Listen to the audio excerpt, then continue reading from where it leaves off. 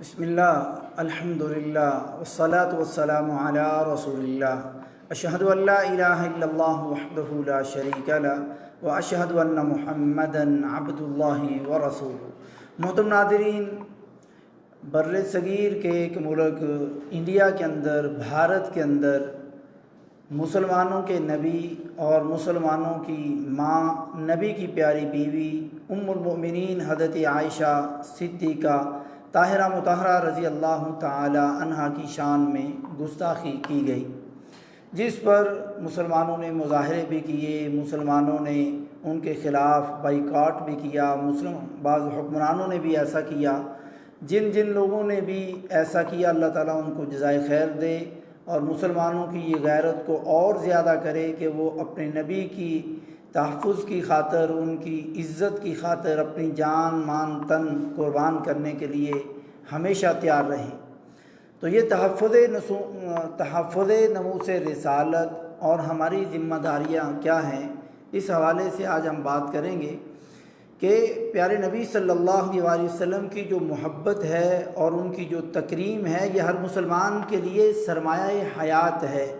اور اس کے بغیر کوئی مسلمان ایمان کا تصور ہی نہیں کر سکتا۔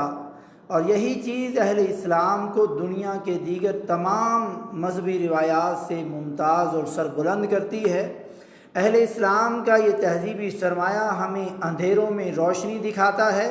اور مایوسیوں سے نجات دلاتا ہے۔ جب تک مسلمان کا دل اس جذبہ سے سرشار اور آباد رہتا ہے، وہ کبھی اغیار سے مغلوب نہیں ہوتا۔ اسی تہذیبی دولت اور سرمایہ کی تپش اور حرارت سے مسلمانوں نے 1000 برس سے زائد تک دنیا کے سامنے علمی، عملی، معاشی، ریاسی اور فکری کارنامے سر انجام دیے۔ عالم کفر نے اس بات کو مسلمانوں کی کمزوری بنانا چاہا اور پچھلے 200 سال میں ایسے فتنے اور فرقے عالم اسلام میں پھیلا دیے، جن کی کاوشوں کا اولین مقصد یہ ہے کہ کسی طرح مسلمانوں کے قلوب اور اذہان سے محبت اور ادب رسول صلی اللہ علیہ وسلم کے والہانہ جذبوں کو کم کر دیا جائے۔ ڈاکٹر علامہ محمد اقبال رحمہ اللہ نے ان کی اس بدنیتی کو یوں بے نقاب کیا ہے: وہ فاقہ کش کے موت سے ڈرتا نہیں ذرا، وہ فاقہ کش کے موت سے ڈرتا نہیں ذرا، روح محمد صلی اللہ علیہ وسلم اس کے بدن سے نکال دو۔ مسلمان جب بھی اپنے آقا کریم علیہ السلام سے والہانہ تعلق کی بات کرتا ہے تو غیر مسلم مسلمانوں کے دلوں سے نبی کی محبت ختم کرنے کے لیے کبھی خاکے بناتا ہے اور کبھی ہمارے پیارے نبی صلی اللہ علیہ وسلم کی شان میں کئی طریقوں سے گستاخی کرتا ہے، مگر حقیقت یہ ہے کہ ساری دنیا کے کافر مل کر کے بھی ہمارے دلوں سے نبی کی محبت ختم نہیں کر سکتے، نہ کر سکے ہیں اور نہ کر سکیں گے انشاءاللہ۔ انبیاء کرام علیہ السلام کی گستاخی یہ لوگوں کی آج کی عادت نہیں، یہ پرانی روش ہے۔ انبیاء اور رسل علیہ السلام کے ساتھ عداوت، دشمنی، تمسخر اور ان کی توہین کفار کی کوئی نئی عادت نہیں، بلکہ جب سے کفار، مشرکین، منافقین کا وجود نامسعود اس دنیا میں ہے، تب سے یہ لوگ اس بری اور گندی عادت میں مبتلا ہیں جو ان کا اپنا ہی نقصان کر رہی ہے۔ چنانچہ اللہ تعالیٰ نے پہلے مقام پر فرمایا: وَكَذَلِكَ جَعَلْنَا لِكُلِّ نَبِيٍّ عَدُوًّا شَيَاطِينَ الْإِنسِ وَالْجِنِّ يُوحِي بَعْضُهُمْ إِلَى بَعْضٍ زُخْرُفَ الْقَوْلِ غُرُورًا وَلَوْ شَاءَ رَبُّكَ مَا فَعَلُوهُ فَذَرْهُمْ وَمَا يَفْتَرُونَ۔ سورہ انعام کی 112 نمبر آیت میں اللہ تعالیٰ نے فرمایا: اسی طرح ہم نے شیطان سیرت انسانوں اور جنوں کو ہر نبی کا دشمن بنایا، جو دھوکہ دینے کی غرض سے کچھ خوش آئند باتیں ایک دوسرے کو سجاتے رہتے ہیں، کرتے رہتے ہیں، اور اگر تمہارا رب چاہتا تو ایسا نہ کر سکتے، سو انہیں اور ان کی افتراء پر دازیوں کو چھوڑ دیجئے۔ دوسرے مقام پر رب العزت نے فرمایا: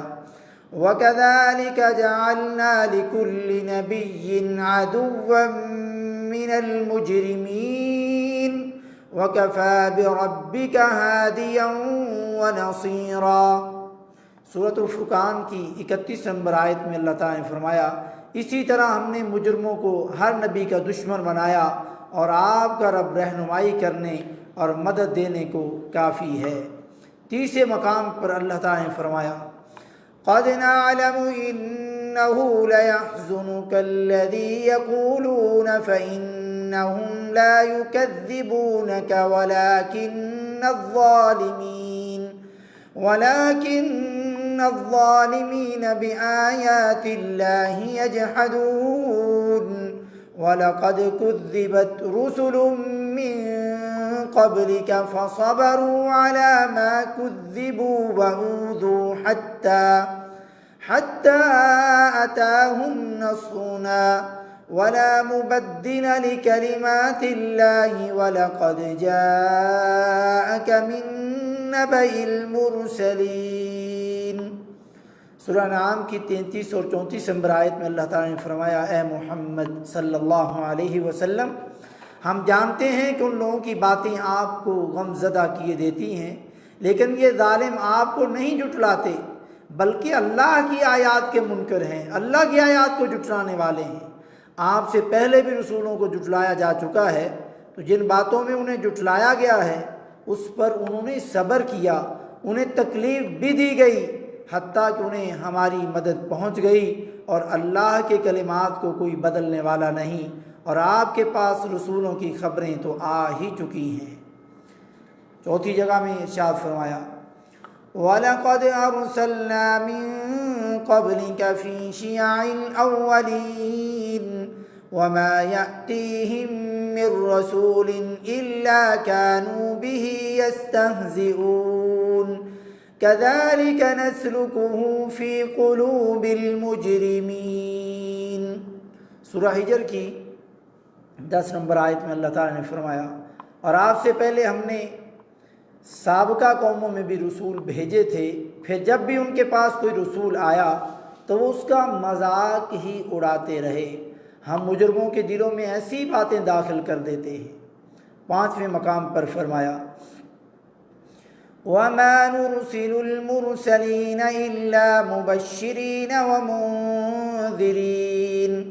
وَيُجَادِلُ الَّذِينَ كَفَرُوا بِالْبَاطِلِ لِيُدْحِضُوا بِهِ الْحَقَّ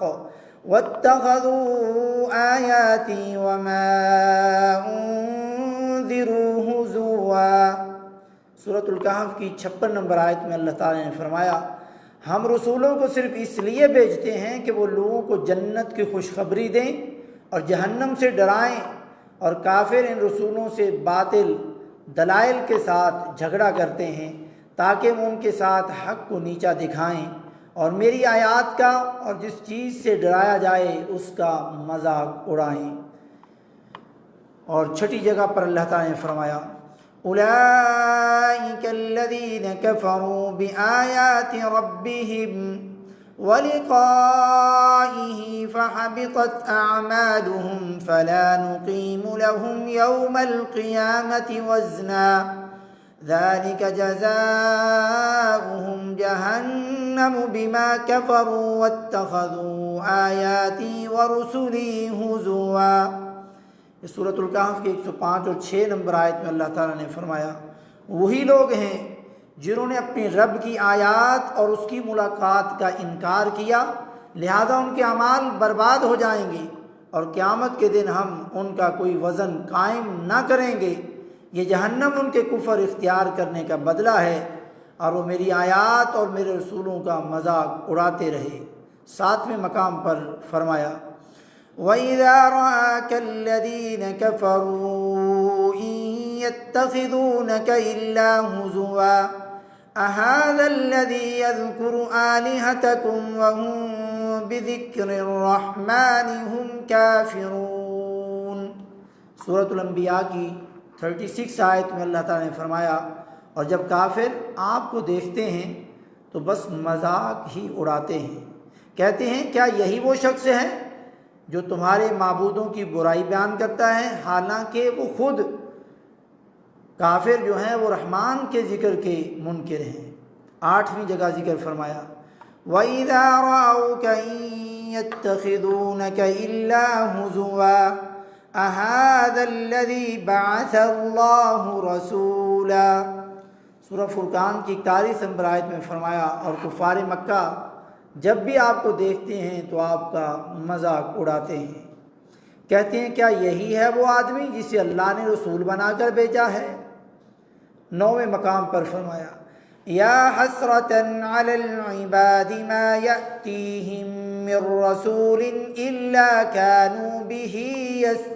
یستہزئون۔ سورہ یاسین کی 30 نمبر آیت میں رب العزت نے فرمایا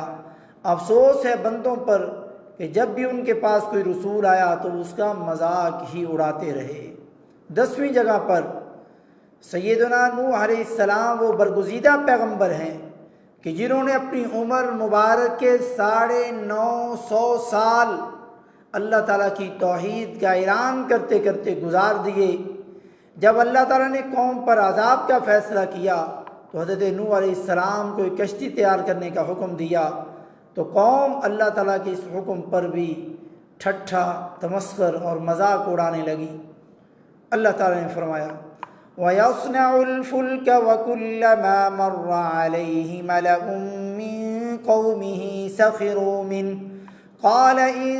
تَسْخَرُوا مِنَّا فَإِنَّا نَسْخَرُ مِنكُمْ كَمَا تَسْخَرُونَ۔ سورہ ہود کی 38 نمبر آیت میں فرمایا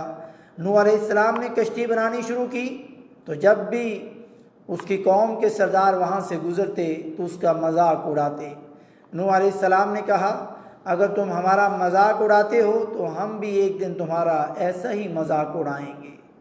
معلوم ہوا کہ جو قوم انبیاء کی توہین کا راستہ اختیار کرتی ہے تو دنیا کے سامنے نشانہ عبرت بن جاتی ہے، جیسا کہ اللہ تعالیٰ نے فرمایا وَلَقَدِ اسْتُهْزِئَ بِرُسُلٍ مِّن قَبْلِكَ فَحَاقَ بِالَّذِينَ سَخِرُوا مِنْهُم مَّا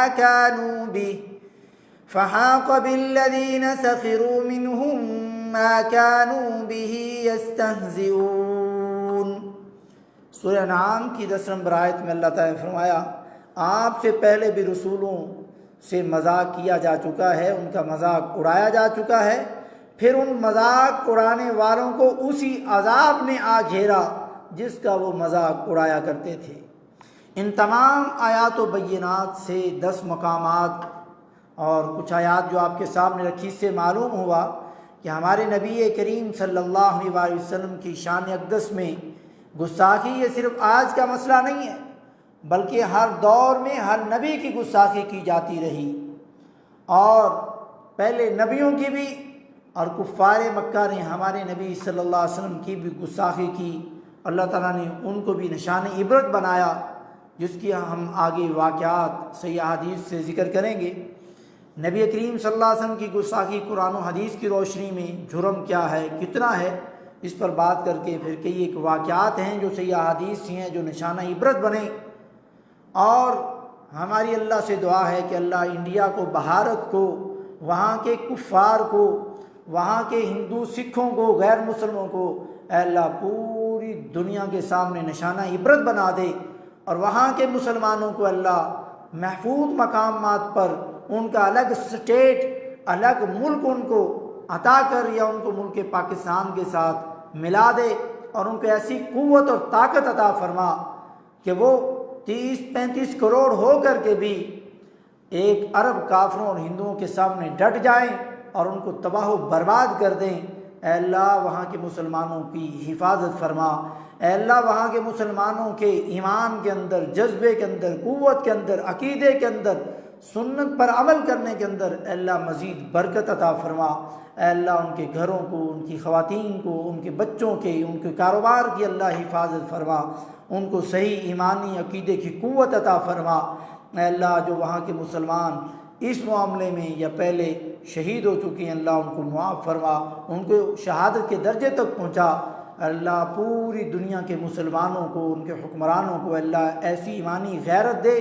کہ وہ سارے کے سارے اس انڈیا اور بھارت کے خلاف اٹھ کھڑے ہوں اور اس کو دنیا سے مٹانے کا فیصلہ کر لیں۔ مگر اللہ تیری جو شان اور تیرا جو مقام ہے اور تیری جو سنت اور تیرے جو حکم ہیں وہ تیری مرضی کے مطابق ہیں۔ اے اللہ تو ہمیں ہمت دے کہ ہم انڈیا کو، بھارت کو پوری دنیا سے مٹا دیں اور کوئی بھی کافر ایسا نہ رہے، یا تو اسلام قبول کر لے یا وہ دنیا چھوڑ کر کے ہمیشہ کے لیے جہنم کا ایندھن بن جائے۔ اے اللہ ہماری اس دعا کو قبول فرما۔ سبحان ربک رب العزت عما یصفون وسلام علی المرسلین والحمد للہ رب العالمین۔